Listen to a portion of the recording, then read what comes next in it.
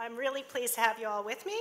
I'm going to start basically by asking each of the panelists to very briefly describe what it is that they do, and in terms of what they do in the digital space, but also what their company's strategy is. And in the case of two, we'll have a sizzle reel. So let's start with you, Ben. My name's Ben Waller. I work with Rocket Jump. Our company as a whole we're an online digital studio. We do a series called Videogame Highschool, which is on Netflix and YouTube and anywhere else you can find it. We do shorts.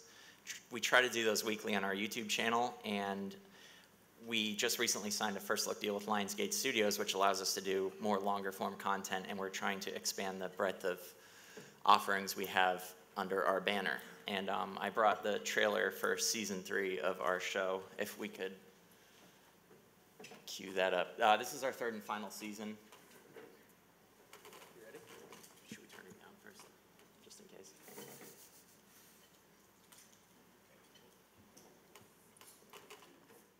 Why are we here? What's your end game? What do you want? I want Videogame High School. Look, being a teen is hard, I guess. Hey, dude. How are you? But damn it, grow up. But shut up. Did the school get bigger, or did we get smaller? Looks like the same old VGHS to me. He doesn't realize that I'm a sociopath who cares more about video games than people. He needs Babbage's blade to win the election. But it's a two-man quest. Fine! But I'm still not talking to you.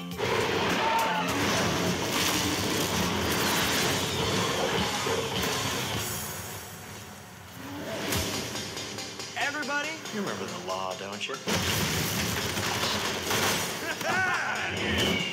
Ladies and gentlemen, poners and zoners, today is the day. Let the games begin.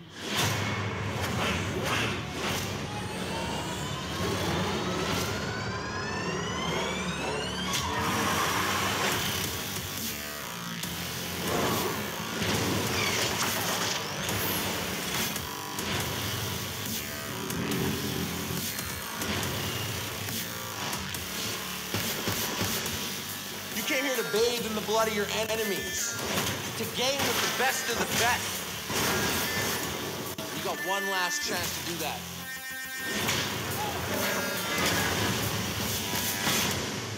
Now who's with me?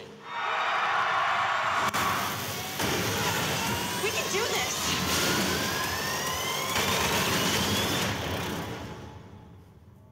You fools seek Babbage's blade. Where do we go? Many have died in pursuit of that wretched blade. Skip. I and my nice Skip. brood, seeing nothing but death, devastation, ash under a skull. Skip it.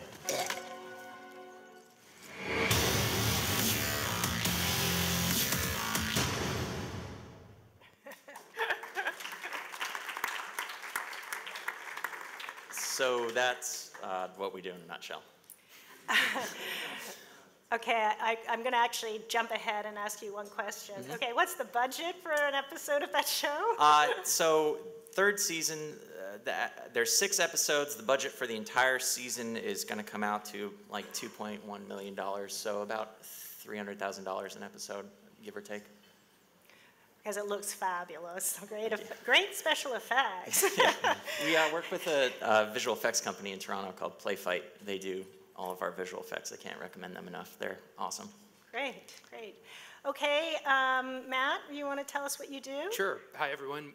Matt Graham. I work with PBS, and I run a division called PBS Digital Studios. So we've been around for about 3 years, and we developed short-form series targeted at really 13 to 34-year-olds.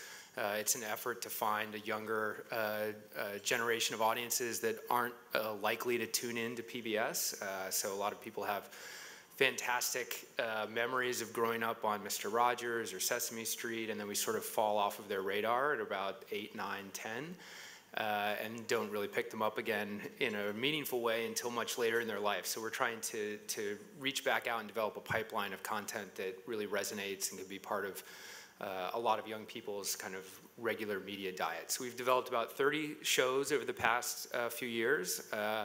We do everything from vlogs to animation to short form documentary. And we're now really excited to be moving into scripted series and sort of more high production value content, you know, more explosions and laser beams. And really, it is an exciting time to be moving forward and looking for sponsors and co-productions to sort of up the ante. So I'll play a quick little sizzle. It'll give you a little bit of a sense for the tone of what we're going for. Oh, it's loading. 13 to 34-year-olds, diverse audiences. Most of the content is between 3 and 7 minutes long, trying to embody the PBS values of getting to know your neighbors and using your brain and being intellectually curious, but doing it in a way that's really entertainment first.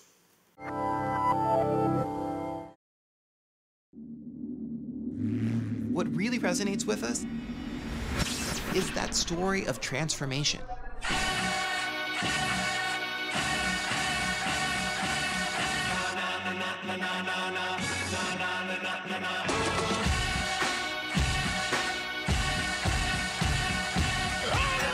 Don't you know it's me now? Yeah, who is it? Who is it? Well, he's back with a brand new beat now. Yes! Yeah, doing it. Cool, Satchmo. This I love. I think this is awesome. I can't do that, can you? Oh. Delicious.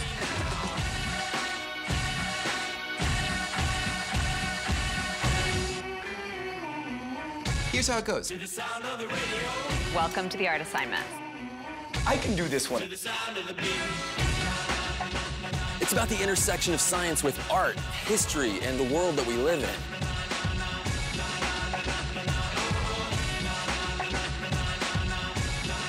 Ka-ching! Here's an idea.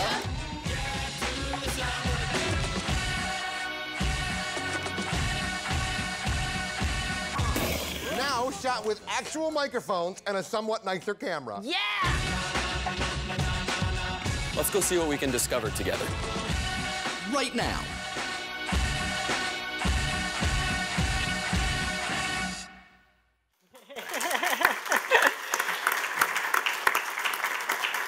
So Chris chose not to bring a sizzle, but not to embarrass him. But all of you in the room can go to ctv.ca and press on. Press on original video. How do you make that? CTV Extend. So you can go to ctv.ca/extend, and all of our series are there. Including 2 of iThentic's. Yes. That's a small plug for Guidestones and Space Riders. So Chris, tell us what you do. Sure. So I oversee the digital strategy for ctv.ca. And what that means is everybody knows us well for our broadcasting. And so last year we started to take a look at the digital space and the growing industry of web series, and thought about, well, what does that look like? How can we play in that space? It seems to be growing. How can we augment what we already do in broadcast with digital? And so we set about trying to find unique and interesting premium quality web series. And so that's how I know Catherine. And so we launched what we call CTV Extend, being an extension of the CTV brand. We launched CTV Extend in April with a number of properties, 2 from Catherine, Guidestones and Space Riders. And since then we've added a few more. So it's a growth strategy for us. We're really trying to see if there is something there for us. And that's why I'm here, is to find new and cool stuff. Well, that's actually a great segue to my next question, because most of the people in this room are independent producers, and like myself, spend a lot of time second guessing, trying to figure out what buyers want. And buyers can be platforms, they can be broadcasters, they can also be partners like Ben, other independent producers. So I'm going to ask each of you to say or explain to the audience how it is you work with independent producers, or in your case, Ben, perhaps whether you take pitches from third parties or how you develop your original content.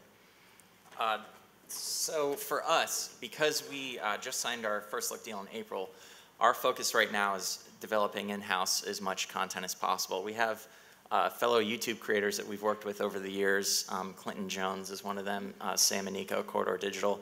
Those are all people we've partnered with in the past, and we look to partner with again in the future on different projects. But for us, it's about developing our own brand and making sure that what we're making is up to our standards first. And then when we feel comfortable with that, sort of expanding out into the world of independent producers and pitches that we haven't developed internally. So if I have like a really unbelievably smart project to pitch you, I can't pitch you? Like it's so good? Right now, that is not part of our business plan now. Okay. So. All right, well that was clear. Matt, maybe we'll do a little better with you. We work exclusively with independent third-party producers, and so we're looking for pitches all the time. And we're excited to be at a place where we have some production funding to invest in developing things, but we really want to find co-production opportunities and sponsorship opportunities so that we can maximize the sort of production budget and the production value of what we're creating. We started off really focused on vlogs and sort of 1 or 2 person production teams doing things really, really, really cheaply, and those are great as one category. But we're really excited about moving into scripted and bigger sort of tentpole programming that we can use not only on YouTube but on our OTT apps, on PBS.org, and potentially on broadcast. So we're really looking for, we exist to do really, innovative, hopefully really exciting, new, fresh content. So we're looking for partners who, people who pitch us on exciting multi-platform concepts that can have, live sort of natively on all of these different digital and over-the-air platforms, and that have really strong sort of social components to them, because it's such a big part of, I'm sure we can talk about that more, but such a big part of digital is programming in such a way that you're listening and interacting with the audience really strongly. So, yes. So in terms of taking pitches for any of the people in this room, do you have a simple way that people do that? Email me, and I've got a small team that will, we sort of divide and conquer as appropriate. But yeah, we're a small team, and I think the industry is sort of at a point where we have the luxury of not having to, we haven't created a big formal process. It's really just, we're looking to, start relationships with people and start dialogues. Chris, what about you? How do people get to you? Yeah, it's actually very similar to Matt and PBS. It usually starts by contacting me, and we're still feeling out what the process looks like. And the things that we've done so far, we've done a lot of acquisition, but I would really I would really like to look at some development opportunities, ways that we can monetize, and we can only do that if we get in on the ground floor. So we're looking for stuff that's out there that you're looking to find a home, and we're looking for new ideas and pitches where we can get involved early. But maybe you could give us a sense of what's actually working on CTV Extend. Yeah. So just so that somebody who has a Videogame Highschool Part 2 doesn't pitch it to you, because that probably is not going to work for you. Right? Yeah, and so as I've been telling a few people who I've met here over the last couple of days, we're as we've put more and more up on CTV Extend, we're starting to get a sense of what's working and what works for us. The same holds true for online as it does in broadcast, in that we still need good storytelling, we still need good character development. It still needs to feel like a premium experience. We're not yet playing in the highly interactive and immersive space yet. It's still very much a laid-back experience. And specifically for CTV, because we are a broadcaster, all of the digital and web series, they sit right up alongside a lot of our broadcast properties, the big primetime TV that we have. And so the things that we're looking for, we're looking to, they need to still feel and act like television quality, which I get that is a big challenge given budgets, but otherwise it looks like a bit of an orphan. So we're looking for things that complement the stuff that we have, and that the stuff that we have from broadcast can complement digital productions. It's like you literally feed me every question. Yeah. It's fantastic. I don't even have to think anymore. So he talked about budgets, and you mentioned the budget of this last season of Videogame High School, but I'd like to talk a little bit more about, I'm sure Videogame High School didn't start at a budget of $300,000 an episode. So we're very open with the money that we spend on the show. We want, because it was all crowdfunded, all 3 seasons, or partly crowdfunded, we want to make sure that the people who put money in feel like they know where their money's going. So the first season was $636,000 for 9 episodes. The second season was 1.3, I think, for 6 episodes. They actually have it on their website. Yeah, you can. So. We break it down by where every cent goes, and we scaled up, obviously, but I think we didn't scale down the story just for a lack of budget. We've always been doing what we wanted to do each season, right? Aside from blowing up something larger. That's and in terms of the crowdfunding, what were you using for crowdfunding? So for the first 2 seasons, we used Kickstarter, and we had the Kickstarter record for film and video for about a week until a bunch of celebrities hopped on there and beat us into the ground. But second season, Kickstarter. Third season was Indiegogo. And why'd you switch to Indiegogo? Indiegogo offered a little bit more control over the money. You didn't have to meet your goal. Yeah, key element. Yeah. They took a little bit less as well of a percentage, because all those sites obviously have to take something out of the money that you raise, and I think Indiegogo is just more favorable. And your Kickstarter fan base found you over at Indiegogo, so they don't create a walled garden around those crowds. Yeah, I think in general we found that our audience will go where we need them to. We're very platform agnostic in that way, that we can direct them to whatever crowdfunding platform we're using, or whatever video display platform we're using, or even our website versus our YouTube channel. They just kind of will follow us. So here's like a really dumb question.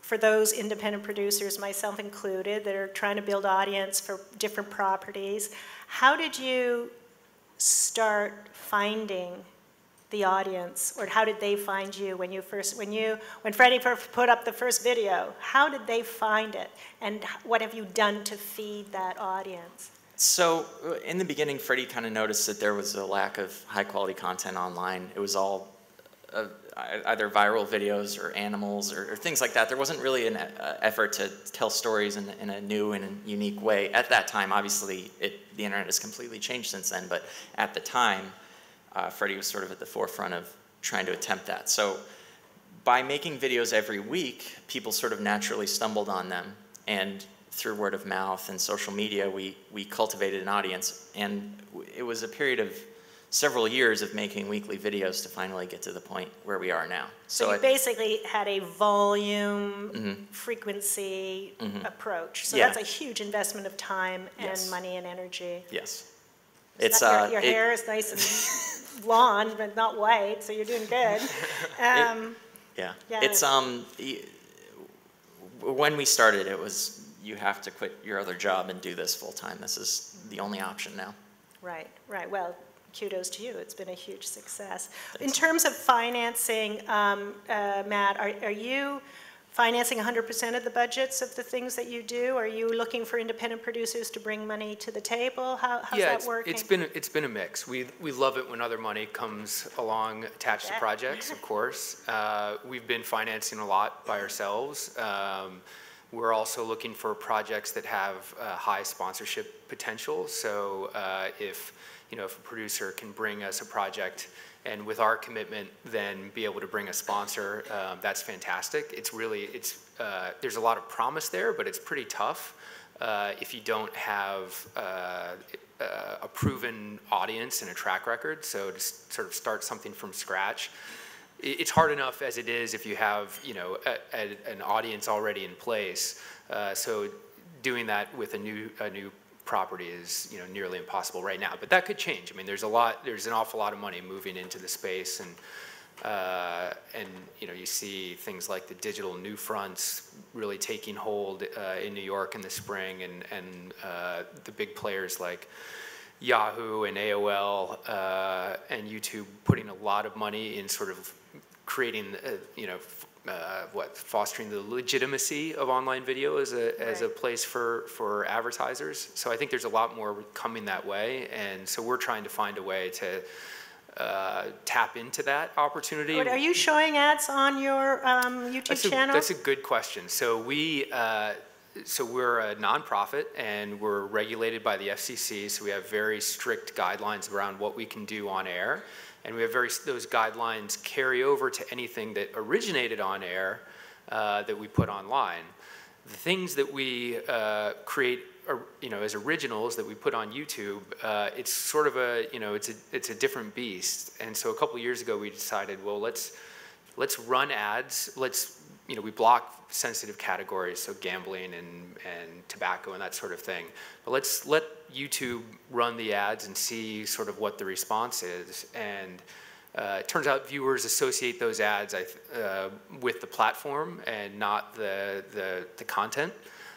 So we've let those ads run, and that's been, you know, as anyone who works on YouTube knows, is like it's a revenue stream, and we're glad to have it, but it's not the end all be all for the business model. So in terms of this, you know, I think in online video, your ability to integrate sponsors into your editorial in some way is really important, and it's a really important difference in the business between broadcast and online, because you have this sort of flexibility in the production to be able to do things where you can, you know, if you're doing if you have a lot of productions have the flexibility to focus on editorial areas that are of interest to a brand, that allow you to, for us at least, it allows us to play nice with funders without sort of violating our trust with the public. Right. And Chris, what in terms of budget ranges and the kinds of license fees that you're able to provide producers, can you give us some idea of range that you're working with? Yeah, so when we're talking strictly about acquisitions, we're looking at the 30K to 50K range. But again, it depends on the project. I mean, we haven't done a lot, so that's really just, that was just a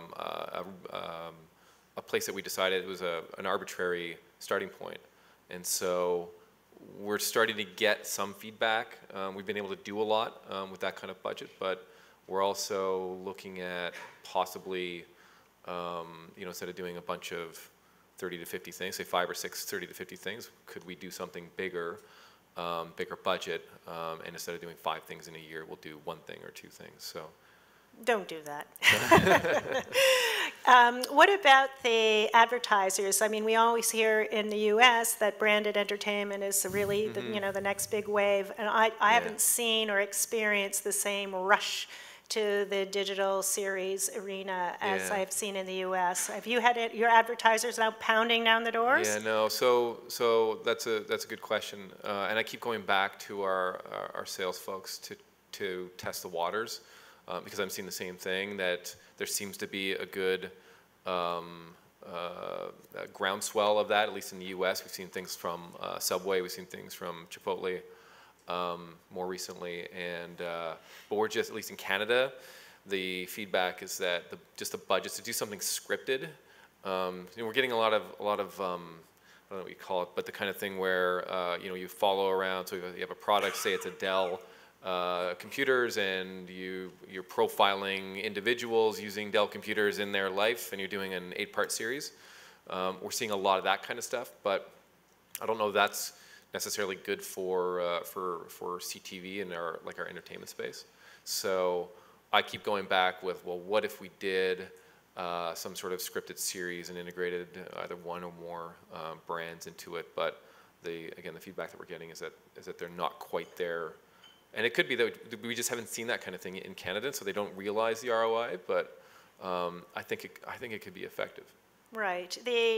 For sure, we did it with Guidestones, a little bit of brand integration, but it's not that the examples that you got with Intel or the story inside, some of the really amazing branded things. So that's where, like, the Dell stuff, the Chipotle stuff, the Subway stuff, that is one advertiser owning that series. Whereas with Guidestones, for instance, I think that's the better model, at least to get the foot in the door, is to get a number of sponsors, right? You had Pizza, you had the Blue Jays, you had, I think Samsung was. Yeah, and just the thing is, on that front, it's literally the producer going and banging on the doors because the agencies don't want to have anything to do with you because they think you're getting in the way of their primary relationship. That's right. And it's only because, like, our director's father knows or lives on the same street as, and we're like hijacking the person on the way to work. That's right. So guerrilla tactics is basically how we're doing it. But we do have a sales force, and so if there are some relationships, we can take that on. A second season of Guidestones was the one where we talked about, well, there is already a relationship with those brands. The producers, the last thing they want to do, it seems, is go bang on those doors. It's not that the last thing we want to do is that those doors are violently shut to us. And they're violently shut. And it's not the core competency. I think in the perfect world, we'd rather producers produce something really great and not spend all the time in sales meetings. But that is so amazing. Yet again, you segue me to my next question. It's like we've met before. I know. No, we have one brain. That's right. So then, I'm asking you all this question. I want to know what the secret sauce is to your success in the strategy that you've adopted. And specifically for Rocket Jump and Freddie and Videogame Highschool, what is it that has caused you to go from 10,000 viewers to 6 million subscribers on YouTube and I think you said to me earlier, 600,000 Canadian subscribers, which is bigger than a lot of our own TV specialty channels. So I'm just curious, how did you build that audience? Because that really, for me, is the piece that's often missing in our own experience as producers.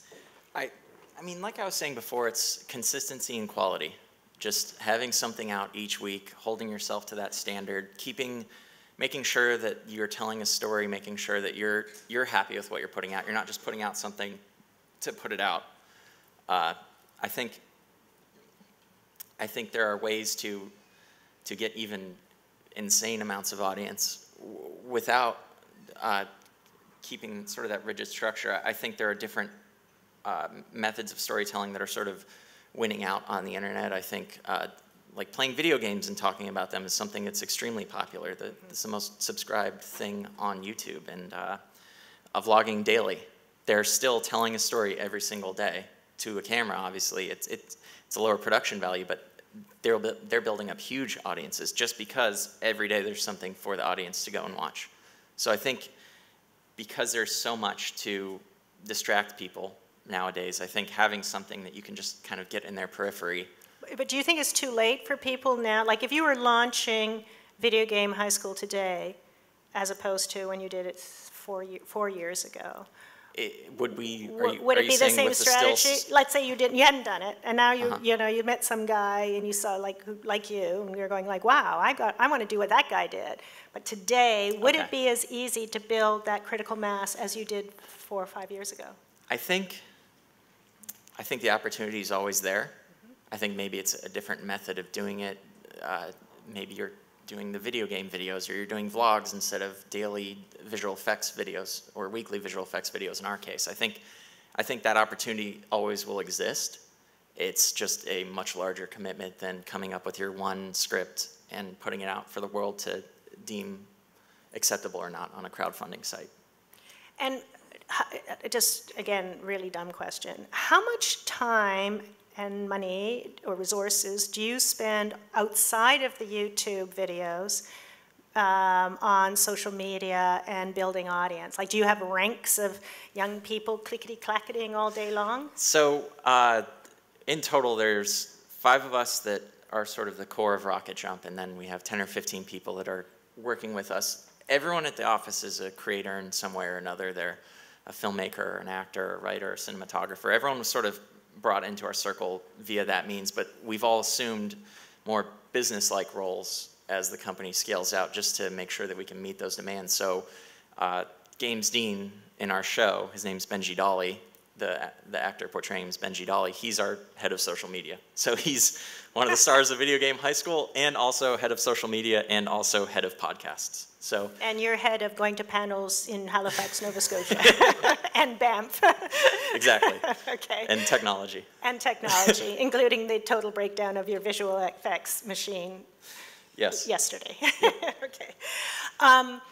So he's tweeting and Facebooking and all of that stuff. Yeah. In all the voices of the cast, or just his own voice? So we found that online, you want your social media outlet to talk to people with a voice. It doesn't have, like, whatever that voice is can be unique to you, but it has to be a voice. It can't just seem like there's an executive somewhere that said, we need to announce our new product, please announce it, and then the tweet just says, hey, check this out.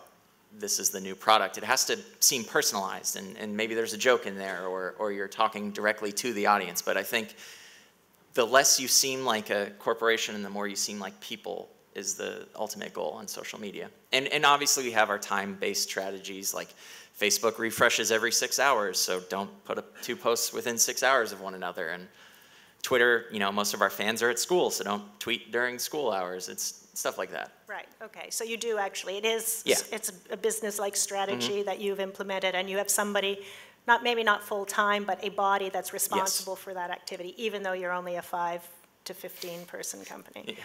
Note to file, all of the people in this room.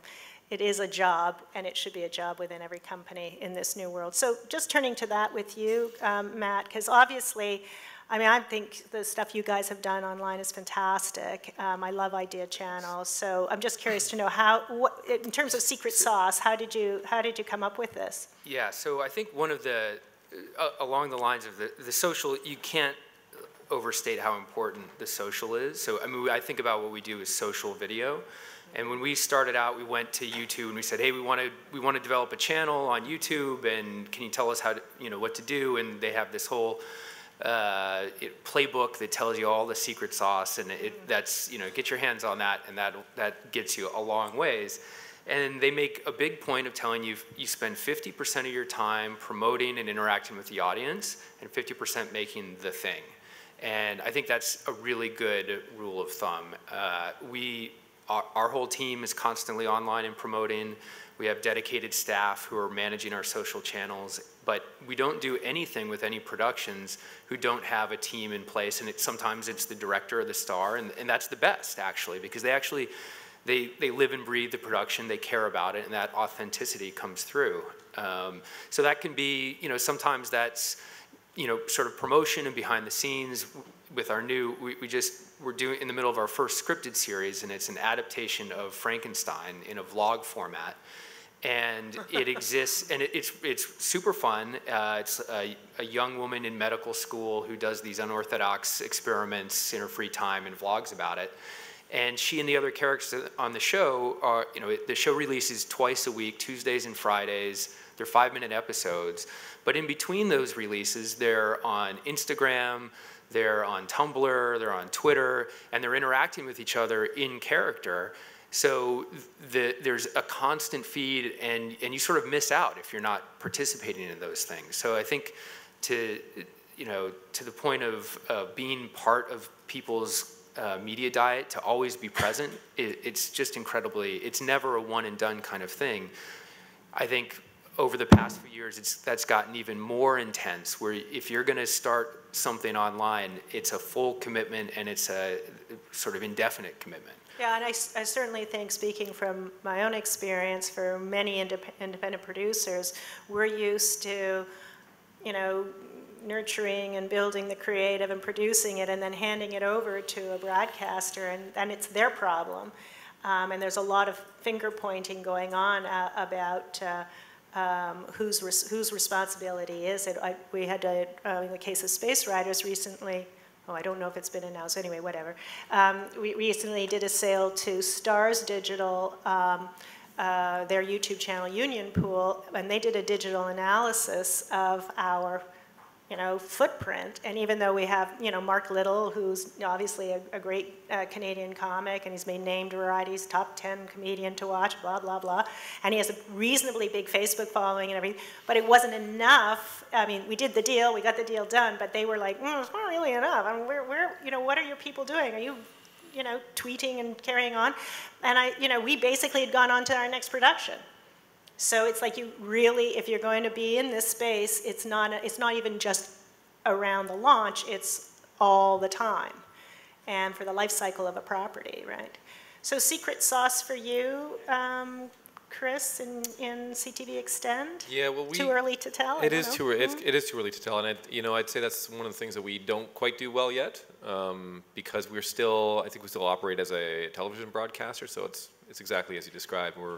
We acquire these things and we put them up, and we promote and blast out at different times, but it's a very cyclical kind of thing rather than an ongoing thing and an organic thing. So that's where I think we would want to look at new development opportunities where we can lay that groundwork and that plan and that process in place, and be more of a cooperative thing, because simply having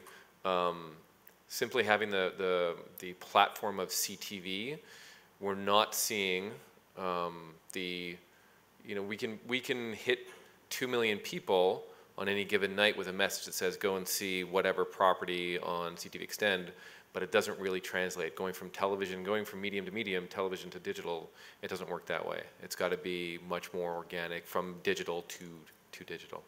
So maybe then you could tell us what of all your digital properties has performed best and why. Yeah, so we acquired a series called Blue recently in July. It stars Julia Stiles. It's from a YouTube producer called Wiggs, who have, I think, been acquired by Fox, and Sir Fox has taken some sort of stake in them. And they produced a number of these shorts and digital series featuring Hollywood stars, female leads, and so it was right up our alley. And so we acquired the third season. 2 seasons were already out on YouTube for quite a while, and so they were just about to launch the third season. We acquired the third one exclusively for Canada, and they got the first 2 as well, which have been out there. So 3 seasons in total. And it's been far and away the biggest thing as far as CTV Extend goes. It's at least over the last 8 weeks, it's been about 70% of all the video views we're getting of all the properties in CTV Extend are coming from Blue. During the summer, it was it's got an interesting different usage pattern on desktop versus mobile. Mobile.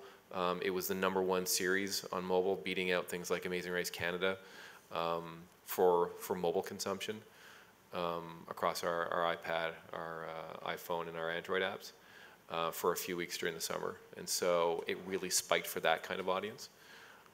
So that's the kind of thing that has helped to inform the wish list. When producers are asking us, well, what are you looking for? It's helping to refine that a little bit more. We are, at least for CTV, we're coming to the understanding that we need, again, going back to my earlier comments, we need to feel premium. It needs to feel like television, and this particular property still feels very much like that. I mean, certainly we've seen that with Yahoo switching its original content strategy from a kind of broad-based approach to now basically if you don't have Ben Stiller, they're not interested. Right. So actually that goes to another issue for Canadian and European, or let's call it non-American, Latin American, whatever, but Hollywood, non-Hollywood producers.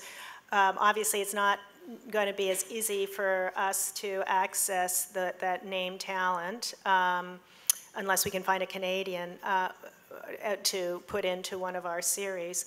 How important, I mean, you've said, Chris, that celebrity is important. Matt, maybe you could say, how important is celebrity, be it Hollywood or digital celebrity, how important is that to your network? Hollywood not vary. That's pretty far down the list, and the headaches involved push it even further down the list. Right. We're much more interested in people who are influential online and have a reputation that aligns with us and can do really interesting content, and for whom PBS presents an opportunity to do something that that is uniquely PBS and a passion project for them. Can you give an example of one of those kind of digital influencers that's in your roster? Yeah, so I would say like one project that comes to mind is a show called The Art Assignment, and it's hosted by a woman named Sarah Green, who is married to John Green, and John Green is the author of The Fault in Our Stars, which is a successful film, New York Times bestseller, and he's one half of the Vlog Brothers, so he's got a big online presence. He's one of the original sort of educational YouTubers, and his attachment to that project brought an awful lot of eyeballs. We put up a preview and got 150,000 views in like the first week without having to lift a finger, because he has cultivated the audience that we want to reach.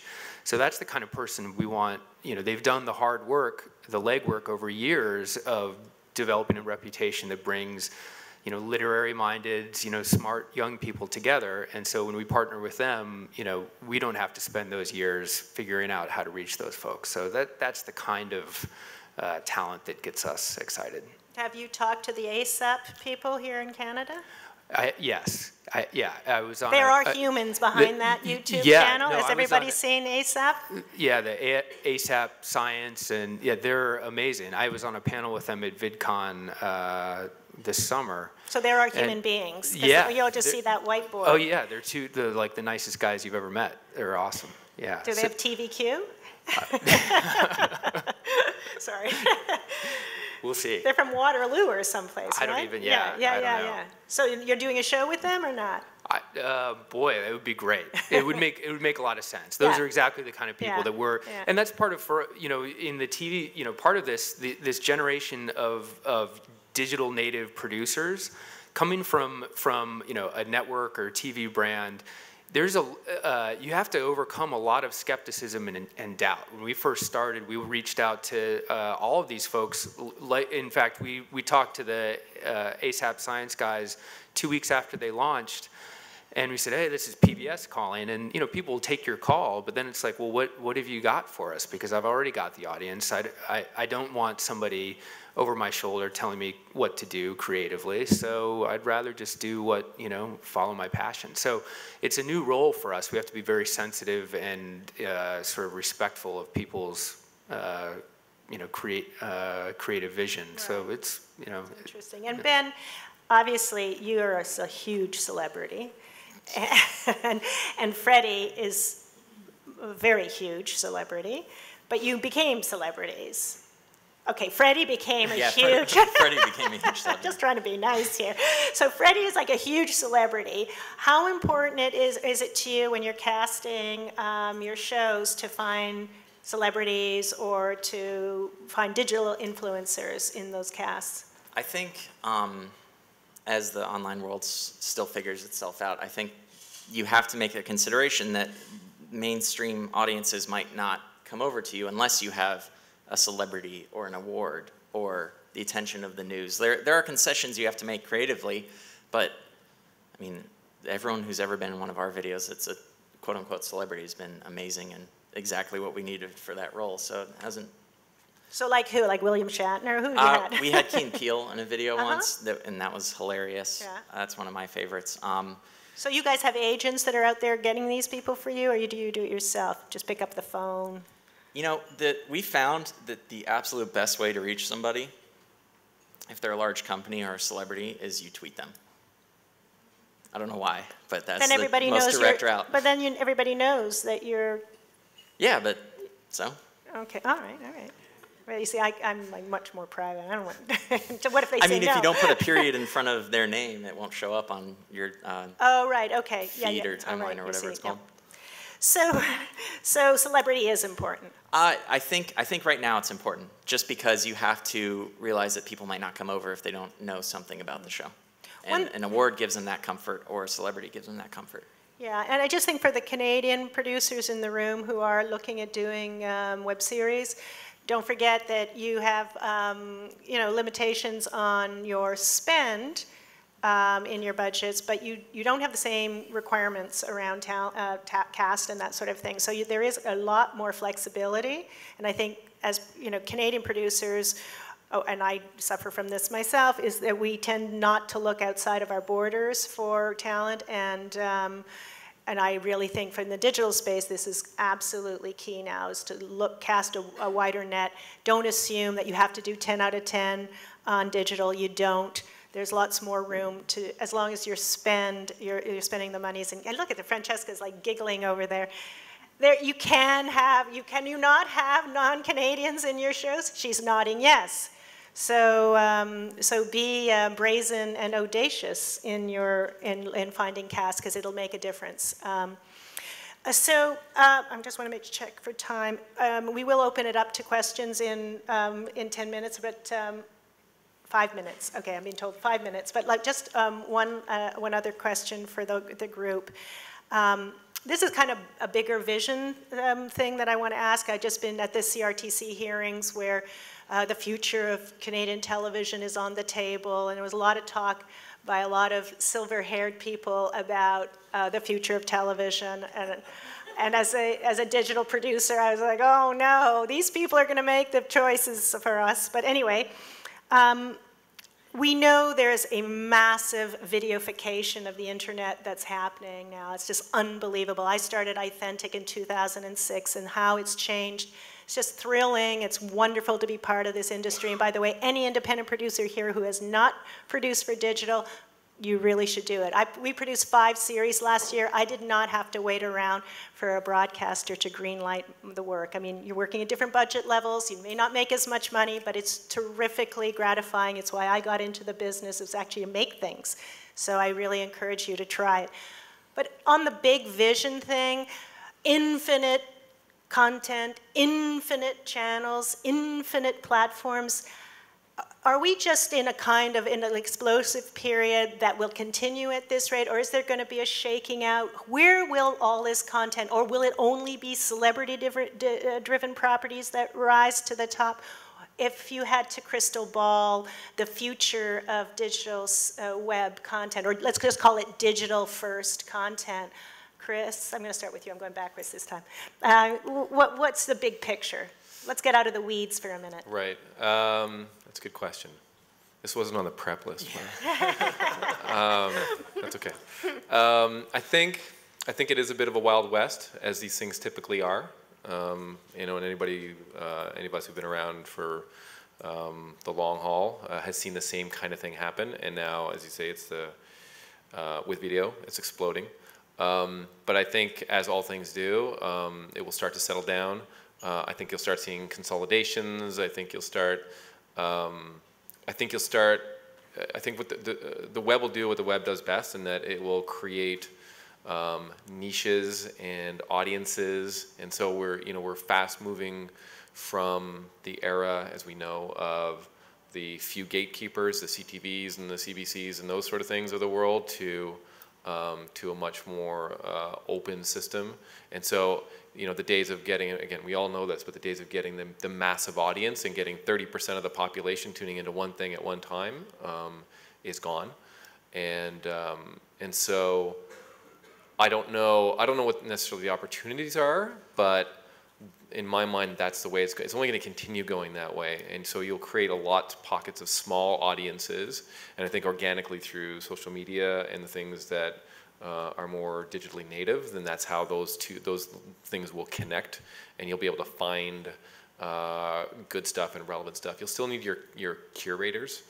I was having a chat with one of our development execs this morning about this.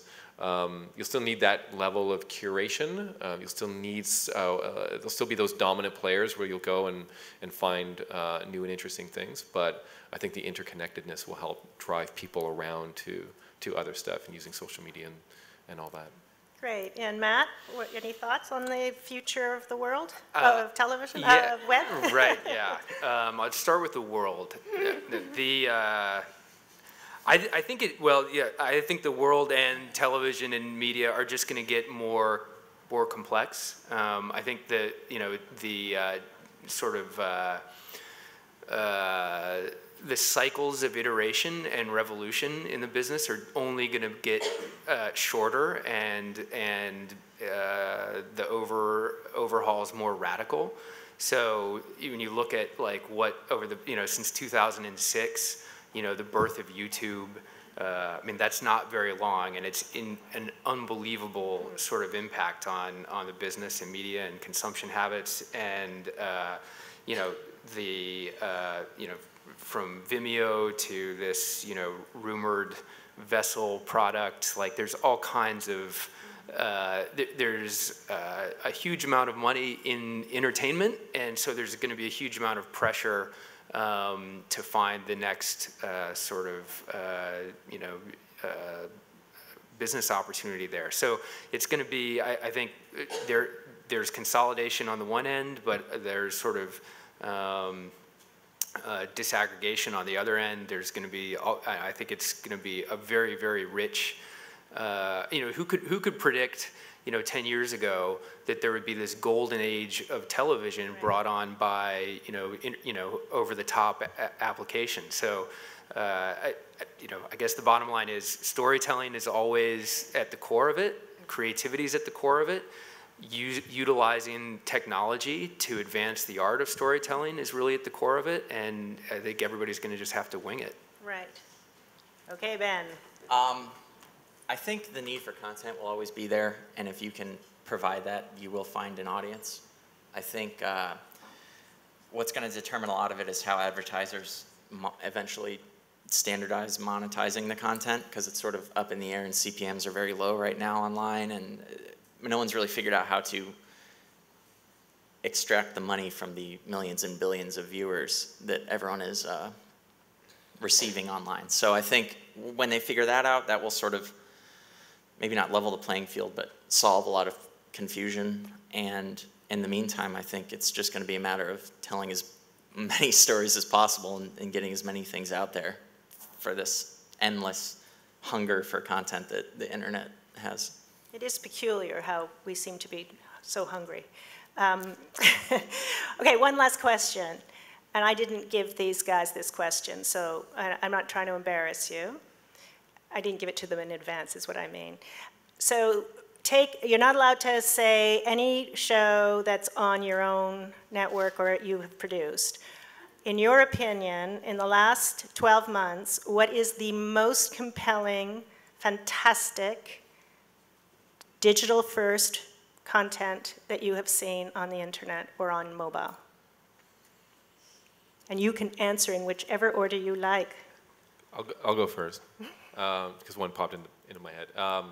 And maybe it's an easy one because I talked about the celebrity angle, but the Jerry Seinfeld comedians in cars getting coffee, I think is really, really interesting. Again, not because I'm a big Jerry Seinfeld fan, but I think it's I read a comment that basically said, who knew that Jerry was so good in that kind of environment, that interview style, that casual thing. And so the fact that they are different lengths and they really they shoot as long as is needed to produce a good show, 17, 18, 20 minutes, whatever it is.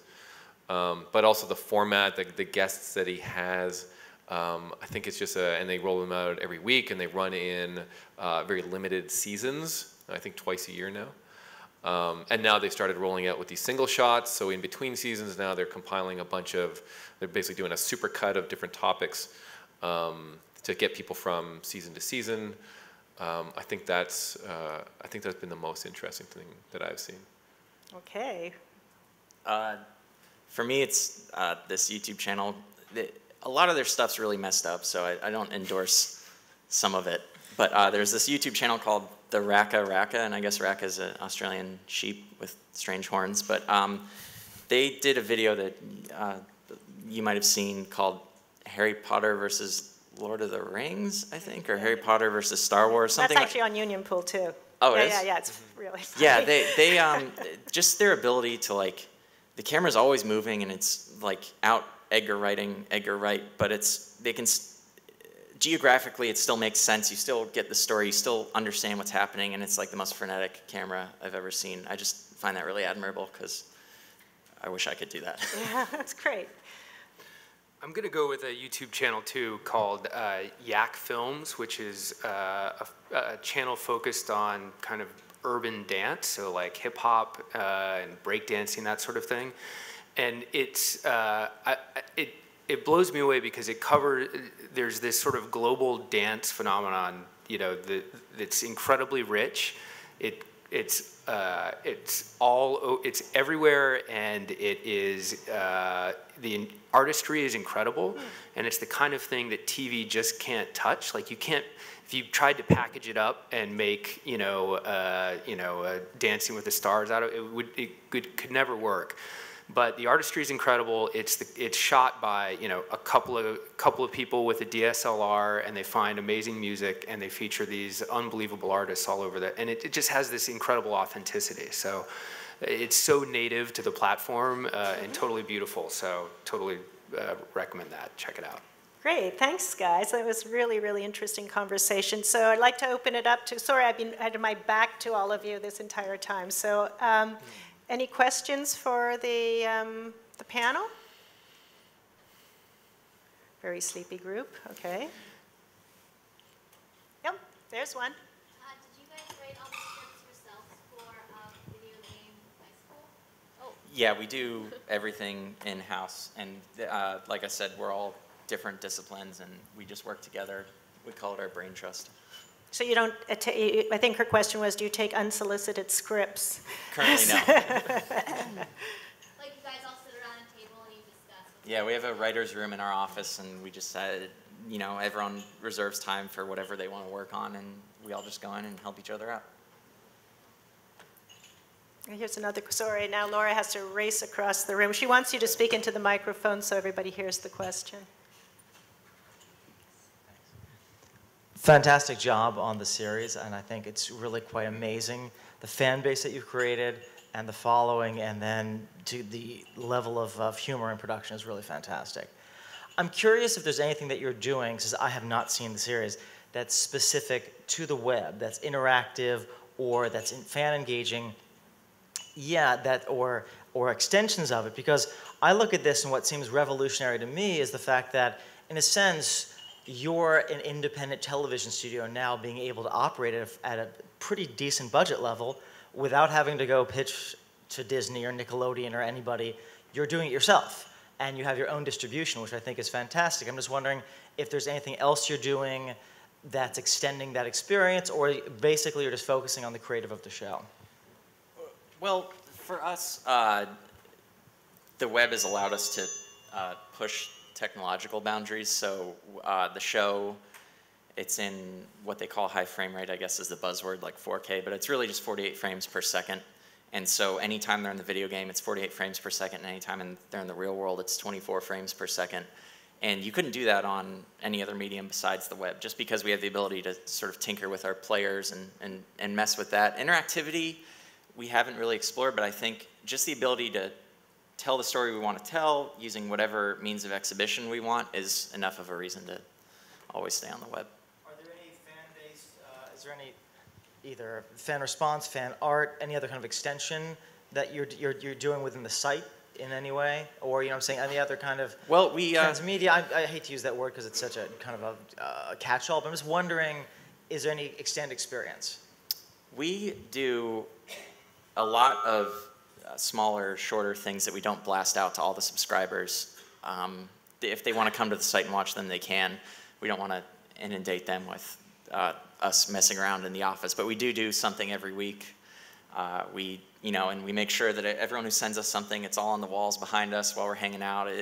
I think via social media, we've sort of created, like what he was saying, with the characters always interacting, just a ever-flowing world of our brand that people can step inside and see. Yeah, if you go to their YouTube channel, they have, beyond the scripted stuff, you can go and meet all of the people that work at Rocket Jump. They have really funny videos introducing them all. They're very, I would say you've created a really strong fan community. It's fun. It's really, really fun. Take some time on the site. So that's time. That's it? That is time. Okay. Thank you very much, Catherine and Ben and Matt and Chris.